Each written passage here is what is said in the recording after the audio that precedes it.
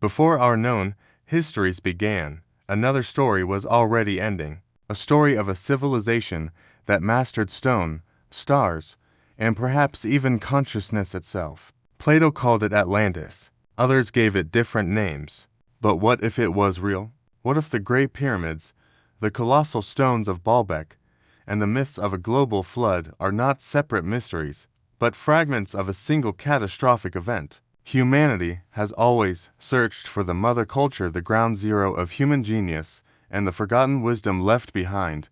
From the ruins of the ancient palace at Knossos, on the island of Crete, emerged one of the most haunting figures of the Bronze Age world. A woman carved in radiant faience, holding serpents that twist like living veins of power. Her waist is impossibly narrow, her chest exposed in fearless confidence, her eyes wide as if she is seeing something beyond the mortal world. She has no name, she bears no inscription, yet her presence has survived for more than 3.5 millennia, outlasting the empire that created her and defying every attempt to define who or what she truly was. This is the mystery of the Minoan snake. Goddess. Was the snake goddess a real deity once worshipped by ancient people, or merely a symbol misunderstood through thousands of years? Share your thoughts in the comments below. At the dawn of the 20th century, British archaeologist Sir Arthur Evans began excavating the Palace of Knossos, the legendary labyrinth often associated with the myth of the Minotaur. Amid the layers of ash and broken pottery, he uncovered two statues unlike anything found in the Aegean. They depicted women of striking beauty and poise, each holding serpents coiling along their arms and shoulders. Their surfaces shimmered with blue-green glaze faience, a material long believed to be exclusive to Egypt. Evans named them snake goddesses and immediately saw them as divine figures, perhaps priestesses or deities of fertility and household protection. But from that moment, debate erupted. Was Evans projecting his own Victorian imagination onto these mysterious figures? Were these statues even complete? Modern researchers discovered that much of their form had been reconstructed from fragments, sometimes with artistic interpretation that may have altered their original appearance. The snake goddess may be part ancient reality, part modern fantasy. The serpents themselves carry layers of meaning. In ancient symbolism, snakes represented both life and death, healing and poison, rebirth and destruction. She could embody nature's duality, the endless cycle of decay and regeneration. In Minoan art, serpents also appear in domestic shrines, suggesting they were not symbols of evil, but protectors of the home. In this light, the snake goddess could be a guardian figure, a divine matron watching over families and fields. Yet her calm expression and erect posture reveal something far greater than household protection. Her gaze seems to pierce through time itself, commanding reverence and awe. Was she merely a priestess performing rituals, or the living embodiment of a cosmic feminine power? What makes the snake goddess truly astonishing is how radically she differs from the religious imagery of later patriarchal societies. Unlike the gods of Greece or Mesopotamia, the Minoan deity appears to center feminine energy, the power of fertility, intuition, and wisdom as the supreme force of creation. Her bare breasts were not meant to sexualize, but to celebrate motherhood, abundance, and nature's vitality. Her layered skirt, carefully patterned with intricate designs, displays an artistry rarely matched in that era. Many historians believe she symbolizes a time when women may have held spiritual authority. The Minoan world, flourishing between 2000 and 1450 BCE, might have been matriarchal, a society in which goddesses presided over temples and priestesses performed rituals.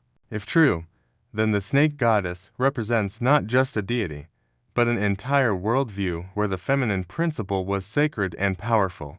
The statue's faience material raises questions as well. Did the Minoans learn the technique from Egypt through trade?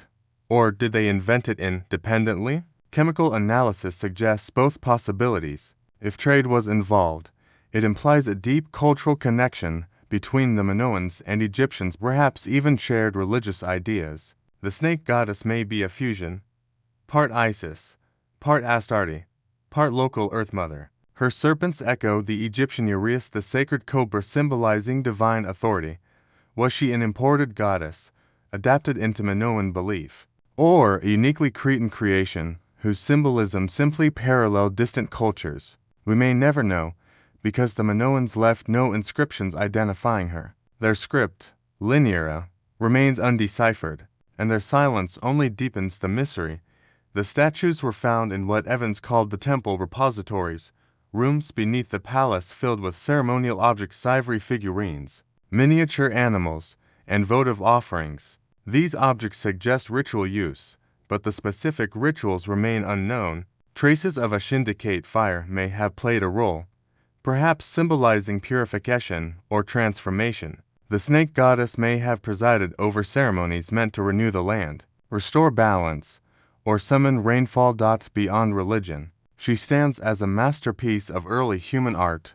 Her proportions are strikingly modern, slender, symmetrical, full of dynamic grace. Her bent elbows and raised serpents create a rhythmic, almost living form. Every fold of her dress and every curl of her hair pulses with energy. Such sophistication challenges the assumption that the Bronze Age was primitive. The Minoans possessed artistic brilliance that rivaled classical Greece, and their work reflects not only skill, but deep spiritual intention. Many scholars interpret the snake goddess as an earth mother, a deity of fertility, vegetation, and life cycles. The serpents shedding their skin symbolize rebirth. Her form mirrors Crete itself: fertile valleys, coiled hills, rivers winding like serpents toward the sea. She may have been at the center of Minoan religion, ensuring harvest and protection.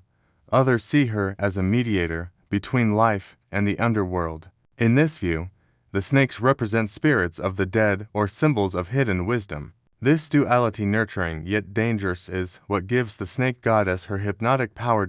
And then, mysteriously, around 1450 BCE, the Minoan civilization vanished. Around 1450 BCE, the Minoan world collapsed. Volcanic eruptions, earthquakes, and foreign invasions likely combined to bring their palaces down.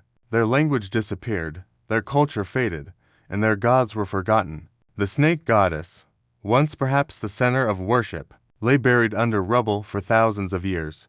When she finally reemerged in the early 1900s, she became a silent messenger from a world that no longer spoke. Her calm smile and her serpentine companions turned into a riddle from a forgotten faith. To this day, archaeologists remain divided. Some believe she was a household deity, protector of fertility and the home. Others argue she represents a supreme goddess, equal to later deities like Hera or Demeter. A few even claim she wasn't a goddess at all, perhaps a ritual figurine of a mortal priestess, immortalized in clay to symbolize human connection with the sacred. Her exposed chest may not represent sexuality, but purity, truth revealed without fear. Her snakes may not threaten, but empower. Every detail invites multiple interpretations, and none are definitive. Every generation reinvents her meaning, yet no one reaches her essence. This is where archaeology ends and timeless mystery begins. The Minoan snake goddess stands as a mirror reflecting whatever we seek within her image. To some, she is Eve before the fall, holding serpents not in shame, but in mastery. To others, she is the primal mother, the heartbeat of the earth, long before gods of thunder replaced her. Yet for all these theories, she remains nameless. No inscription preserves her title. No myth tells her story. She exists only in silence, in the cold gleam of faience, as though guarding a truth humanity was never meant to fully know.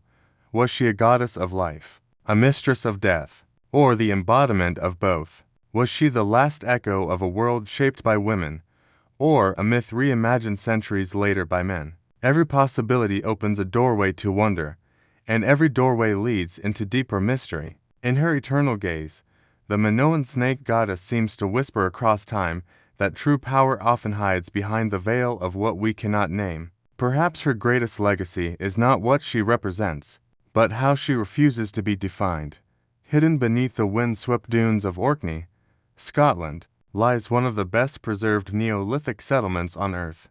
Skara Brae, over 5,000 years old. It predates both the pyramids of Giza and Stonehenge. Yet despite its age, the stone village feels strikingly human, a place of warmth, craftsmanship, and quiet mystery. Inside these ancient homes, sealed by sand and sea, stands an object that has puzzled archaeologists for generations. A rectangular stone structure built from flat slabs, positioned directly opposite the entrance in every single house. Modern scholars call it the dresser, but was it truly a piece of furniture, or something far more sacred? Were these stone dressers simple shelves or altars linking the living and the dead? Share your thoughts in the comments below. I'd love to hear your theory. Each house in Skara Brae follows a near identical design, a central hearth, to stone beds on either side, and the dresser placed directly before the doorway. Anyone entering would see it first. Its placement alone demands attention. It wasn't tucked into a corner but displayed proudly, as though it held symbolic significance. In a time when architecture reflected belief rather than comfort, this position suggests purpose, perhaps even reverence. The people of Skara Brae were not primitive cave dwellers. They were organized, artistic, and deeply spiritual.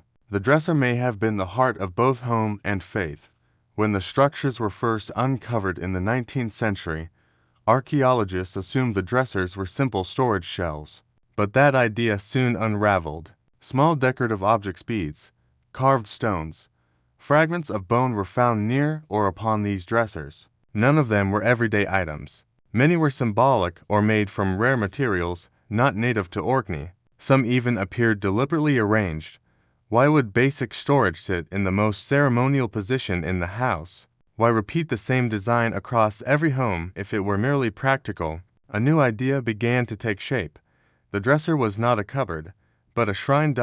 It may have displayed sacred items, relics of ancestors, protective charms, or idols representing household spirits. In the dim interiors, the firelight would have cast moving shadows across these objects, turning them into living symbols. Each night, the home itself may have become a place of ritual.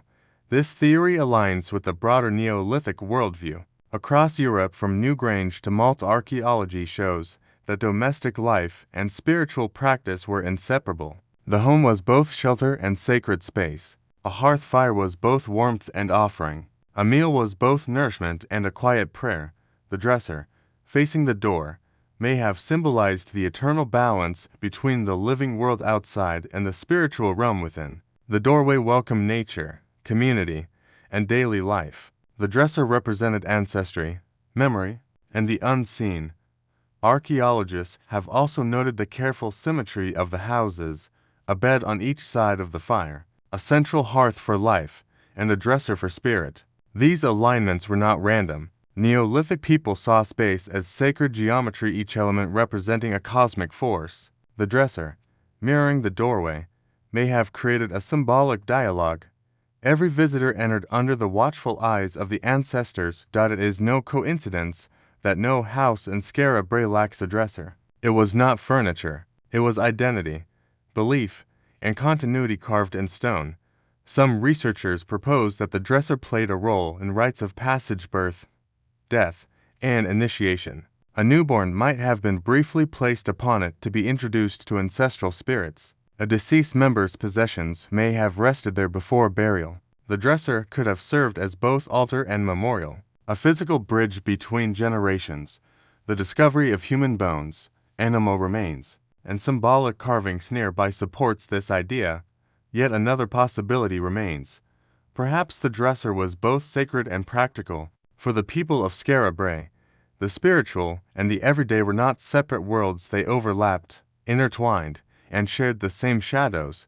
The people of Skara Brae were pragmatic. Their lives were intertwined with the harsh northern environment, and the dresser may have stored precious objects not for convenience, but for protection and display, much like modern families who keep heirlooms or photographs in places of honor. It could have represented identity, the symbolic face of the home. Each family may have arranged their dresser differently, telling silent stories through shells, stones, and carved symbols. To outsiders, these were decorations. To them, they were memories. Another compelling clue lies in the uniformity of these dressers. If they were purely practical, we would expect variation. But every single one follows the same proportions and stands in the same position. This consistency suggests a shared belief system, a cultural rule embedded within the architecture itself. The dresser was likely a manifestation of cosmology, a symbolic axis connecting each household to a greater spiritual order. Across many ancient traditions, altars face east toward the rising sun, the source of renewal. Could Scarabrae's orientation hold similar significance? Some houses do align subtly with cardinal directions, implying a connection between domestic space and the heavens above. Even more mysterious is the absence of inscriptions or carvings that could confirm its purpose. The Neolithic people left behind no texts, only shaped stones and silence. And in that silence, modern interpretation drifts between archaeological evidence and imagination.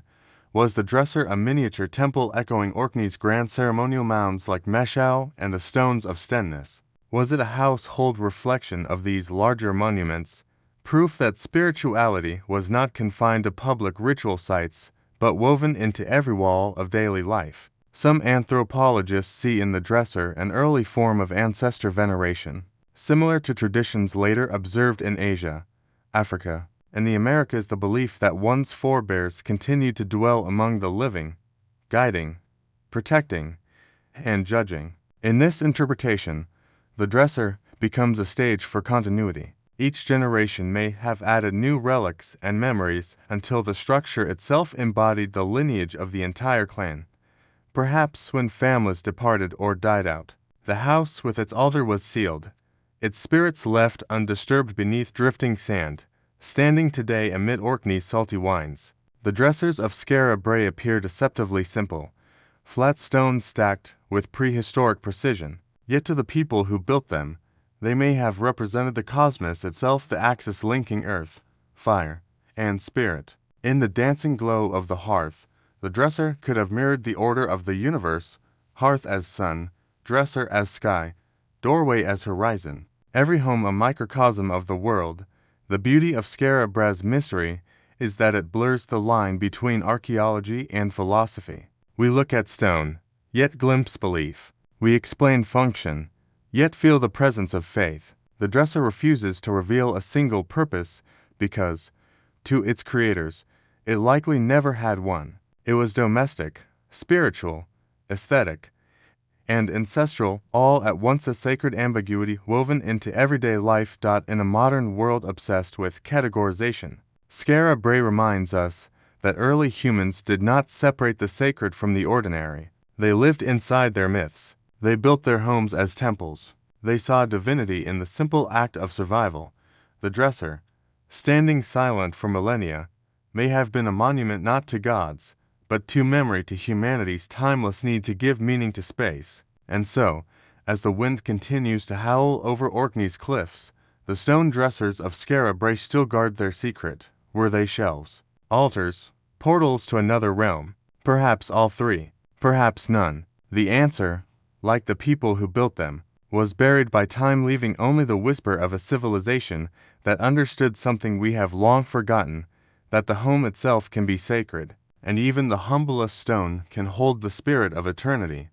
Rising from the heart of central Java, Borobudur stands like a fossilized prayer, an enormous stone lotus frozen in time. Built more than 1,200 years ago under the Sailendra dynasty, the monument was designed as a cosmic path to enlightenment. 9 stacked platforms rise toward the heavens, 6 square terraces below and 3 circular terraces above. Each level represents a stage of spiritual awakening, from the realm of desire to the realm of formless perfection. Yet even in its majestic symmetry, Borobudur hides a haunting secret. Its summit, the crown of the cosmic mountain, is missing. What happened to Borobudur's vanished top? Was it destroyed by time, taken by humans, or was it never completed at all? Share your thoughts in the comments below. Your theory might reveal a truth history has long forgotten. When Dutch explorers rediscovered the temple in the early 19th century, it lay buried beneath volcanic ash and jungle roots. What they found astonished them. The great central stupa was cracked, partially collapsed, and missing its uppermost section entirely. This sparked one of Southeast Asia's longest-standing archaeological mysteries. Did Borobudur ever possess a complete crown, or was the temple deliberately left unfinished? A stone riddle carved into the skin of the earth. To approach this question, we must first understand Borobuder's cosmic blueprint. The entire monument is a three-dimensional mandala map of the Buddhist universe. At its summit once stood the largest stupa, believed to represent the formless state of enlightenment. Surrounding it are 72 smaller stupas, each housing a silent, meditating Buddha. Together, they mirrored Mount Meru, the mythic axis of the cosmos. Yet this celestial mountain appears strangely disturbed. Aerial scans and 3D models reveal an imbalance, as if the true apex once soared higher but was later sheared away. The top platform's foundation bears marks of removal, yet no fragment of such an upper stupa has been found anywhere near the temple. During UNESCO's massive restoration in the 1970s, engineers uncovered signs of earlier reconstruction attempts. Some stones had been repositioned. Certain dovetail joints appeared freshly cut, inconsistent with the original 9th century craftsmanship. The summit layers seemed compressed, as though an entire upper section had once been removed and its base lowered. Was this due to collapse from an earthquake or volcanic eruption? Or was the top dismantled intentionally, perhaps during Java's religious transformations when Buddhism gave way to Hinduism, and later, Islam? Local legends whisper of monks who sealed sacred relics within the highest stupa fragments of the Buddha's remains or symbolic treasures of immense holiness. If true, Borobudur was not only a monument, but a reliquary, yet no relics have ever been found. Some believe they were looted by early treasure hunters. Others think they were removed by rulers seeking to erase the temple's Buddhist identity. Still others argue that the missing top never held relics because it was never meant to be complete, that its absence is philosophical, not physical. Borobudur has long been seen as a living mandala, not an object meant to be completed, but a cosmic cycle meant to be experienced. In this interpretation, the unfinished peak represents a profound lesson. Enlightenment cannot be built. Nirvana has no shape, no final structure, no physical crown. The missing summit becomes the ultimate teaching. The void itself is sacred. In this view, Borobudur's incompleteness is its perfection, a paradox carved into stone, but not all scholars accept this mystical reading.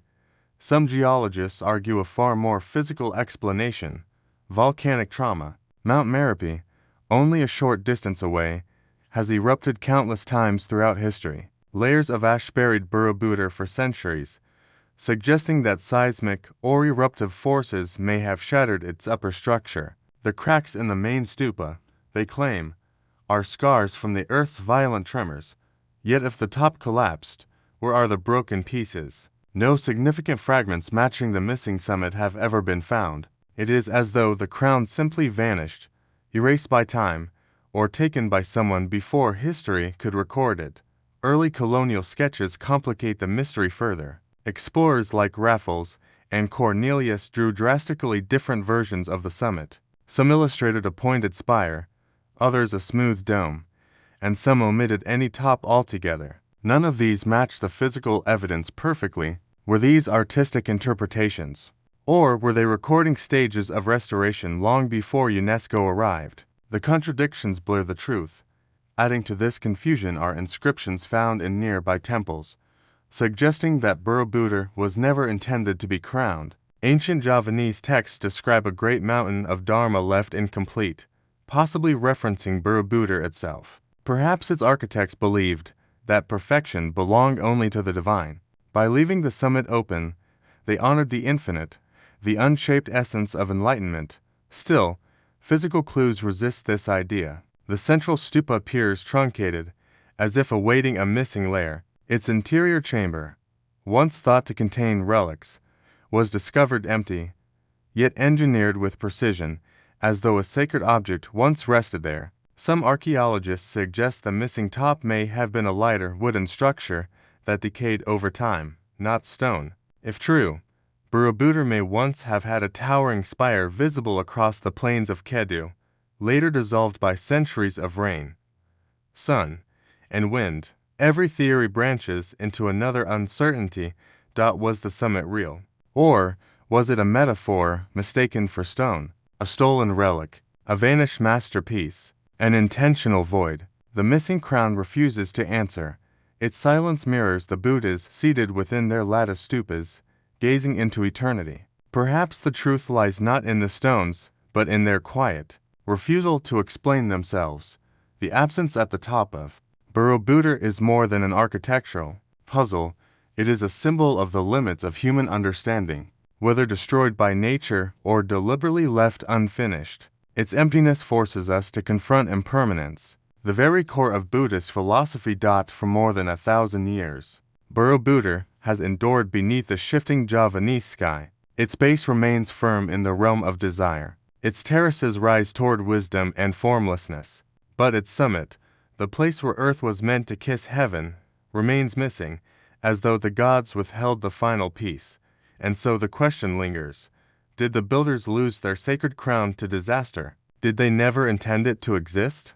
Was enlightenment symbolized by absence? Or was something once there, stolen by time, belief, or human hands? Above its terraces, the answer still hangs invisible, like the summit that may never have been, the Yaxana, Uaxactan astronomical mystery rewritten. No timestamps. Deep in the jungles of northern Guatemala rises one of the most enigmatic structures of the ancient world, the Uaxactan astronomical complex. For centuries, its stones have faced the rising sun, whispering secrets of a civilization whose understanding of the cosmos rivaled that of much later astronomers. To the modern eye, the complex appears simple, a few temples, stairs, and platforms. But to the Maya, Uaxactan was a celestial engine, a stone-built calendar designed to synchronize Earth with the heavens. Do you believe the Maya developed this precision entirely on their own? Or could their knowledge have been inherited from an older, forgotten civilization? Long before telescopes or metal instruments existed, Maya astronomer priests stood atop this pyramid and watched the movements of the sun, moon, and stars with astonishing accuracy. Uaxactan, founded more than 3,000 years ago, may be the oldest astronomical observatory in the Americas. From here, they predicted eclipses, mapped the seasons, and created agricultural calendars that aligned perfectly with nature's cycles. When archaeologists reconstructed the site, they were stunned. The alignment between the Western Observation Pyramid and the three temples on the eastern platform was exact. Standing on the Western Pyramid, the sun rose over different temples on different days, over the northern temple on the summer solstice, over the center temple on the equinox, over the southern temple on the winter solstice. Precision was undeniable, almost impossible without advanced tools. This layout, a viewing pyramid facing three aligned temples, became known as an E-group, and similar designs were later found across dozens of Maya cities.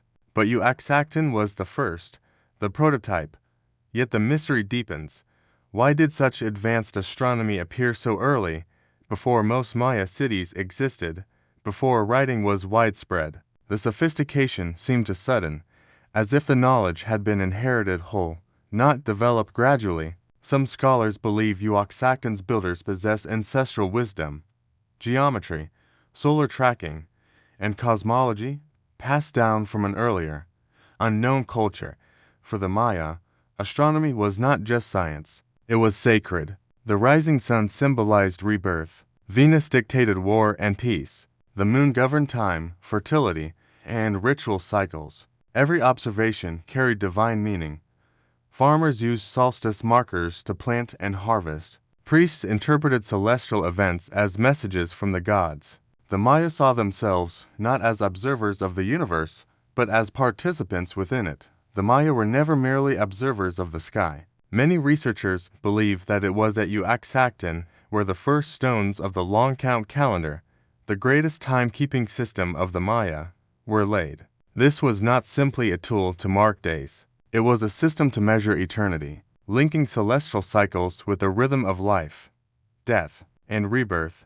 The Maya divided time into units like Bactan, Katan, and Tun, allowing them to record spans stretching across thousands of years, far beyond the capabilities of any contemporary civilization. Stele and carvings discovered at Uaxactan contain some of the oldest known Maya dates. suggesting that this site may have been the laboratory where they first encoded the movements of the Sun, Moon, and Venus into a sacred mathematical language.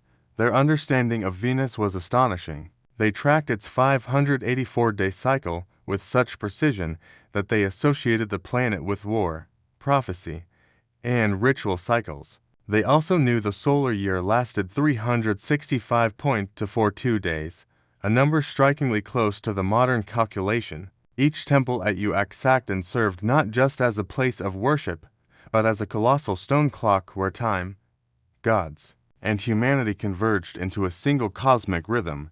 This is where the mystery deepens. How could a civilization living in the heart of the Guatemalan jungle, without metal tools, lenses, or telescopes, achieve such breathtaking precision? Their astronomical alignments, recorded long before the Greeks or Egyptians reached comparable accuracy, seem almost impossible for their era. Some scholars argue that the Maya achieved this perfection through generations of careful observation, marking the sunrise every day, refining their measurements until the alignments reached flawless precision. Such dedication would have required centuries of uninterrupted continuity, an extraordinary achievement for a civilization shaped by migration, warfare, and environmental change. Others propose a more provocative idea, that the knowledge of Uaxacton was inherited, not discovered. They point to uncanny similarities between Maya e-groups and ancient observatories across the world. Nabta Playa in Egypt, Stonehenge in England, Göbekli Tepe in Turkey. Could there have been an ancient global tradition of sky watching, a shared inheritance of forgotten wisdom? Then there is the most controversial theory of all, that the builders of Uaxacton were guided, or at least inspired, by a higher intelligence not of this world. Supporters of this idea point to the sudden appearance of advanced astronomical architecture across cultures separated by oceans, with no clear developmental path leading up to it. Uaxacton's precision, they argue, may be an echo of an understanding greater than its age, but the truth remains elusive. The Maya left behind calendars, temples, and myths, but never the methods that explain how they mapped the heavens with such perfection. Even their descendants, when asked centuries later, spoke of their ancestors only as those who spoke to the stars.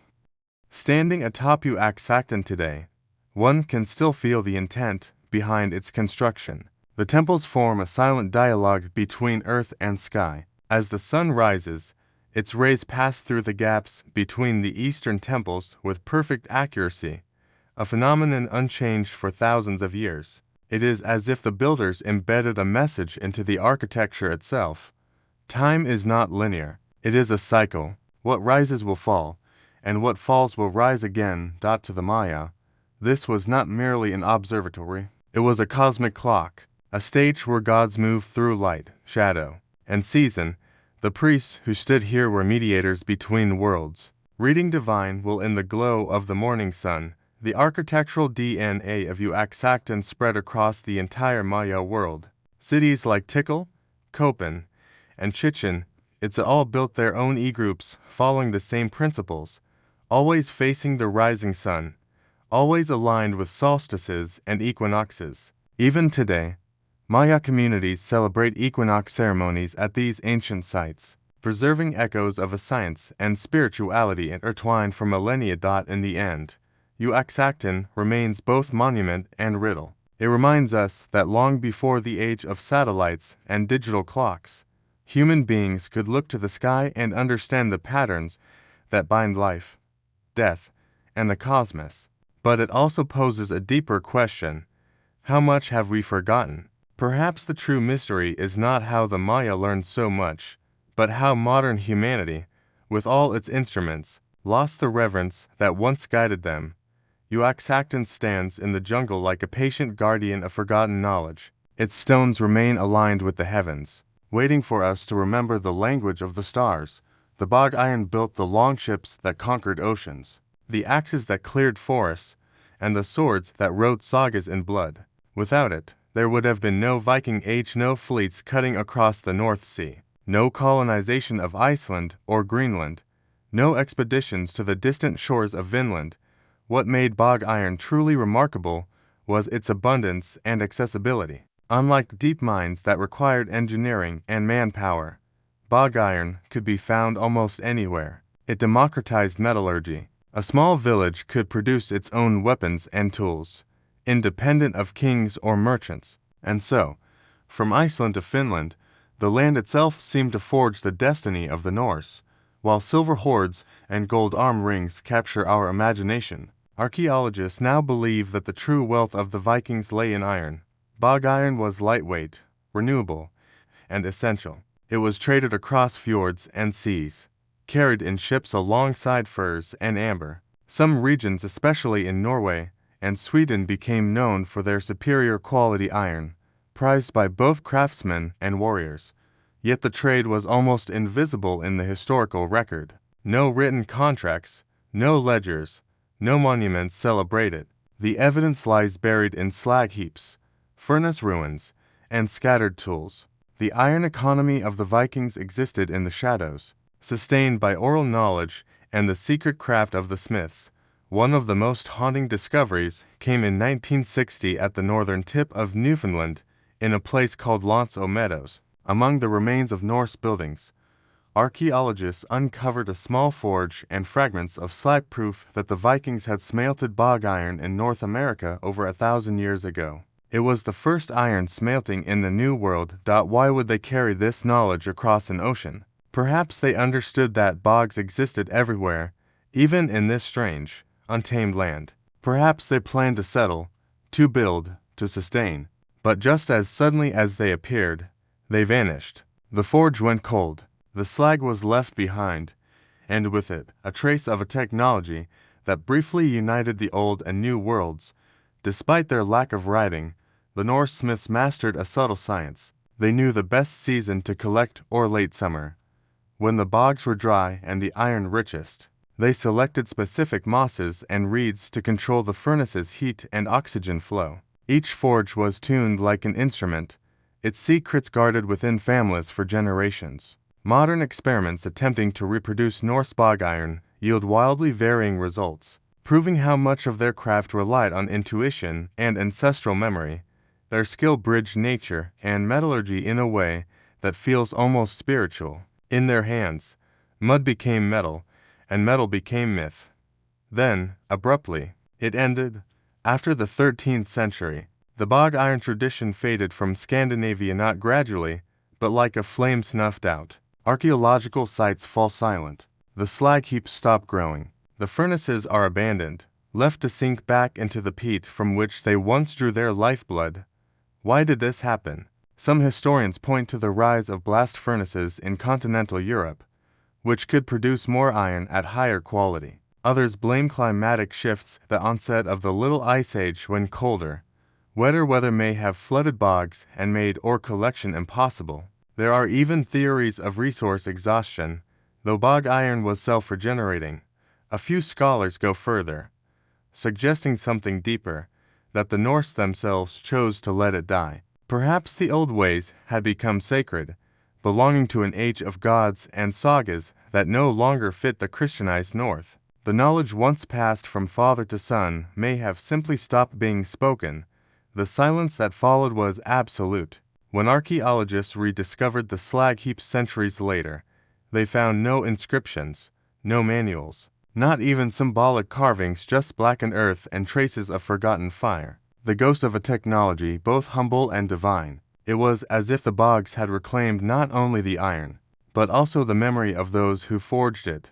Today, scattered across the wetlands of Scandinavia, faint outlines of furnaces still lie hidden beneath layers of peat and time. Some are so well preserved that even the iron stains remain visible. Scientists can analyze the isotopic composition of the slag, tracing it to specific regions, even specific forges, a kind of fingerprint of the past. And yet, the people behind them remain anonymous, their names lost, their voices unheard. All that endures, the whisper of bellows, the crackle of fire, and the iron that once bound a civilization together. The bogs, once a source of life, now guard their secrets in silence.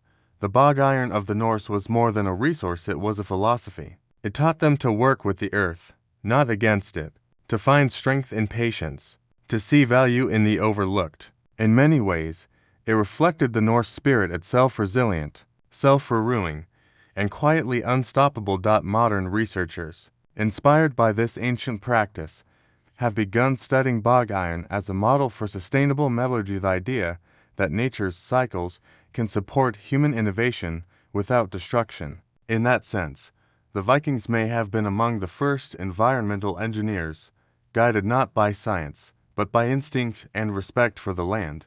The bogs still breathe. Every century, new layers form, and with them new veins of iron. Somewhere beneath the moss, the next generation of living metal waits. And perhaps, if we listen closely, the old furnaces still whisper their secret that progress does not always come from conquest, but sometimes from the quiet art of harmony between man and earth. The bog iron trade was not merely an economy. It was an understanding, and its disappearance remains one of the most haunting mysteries of the North. Everything is clean, smooth, cinematic, and documentary-like, just like your previous script. Bain was built not merely as a shrine, but as a symbol of universal compassion. Jayavarman VII envisioned his empire as the earthly reflection of divine order, a world where the ruler embodied enlightenment itself. To express this vision, he ordered the construction of a temple whose very stones would radiate serenity. Yet what emerged was far more than symbolic art.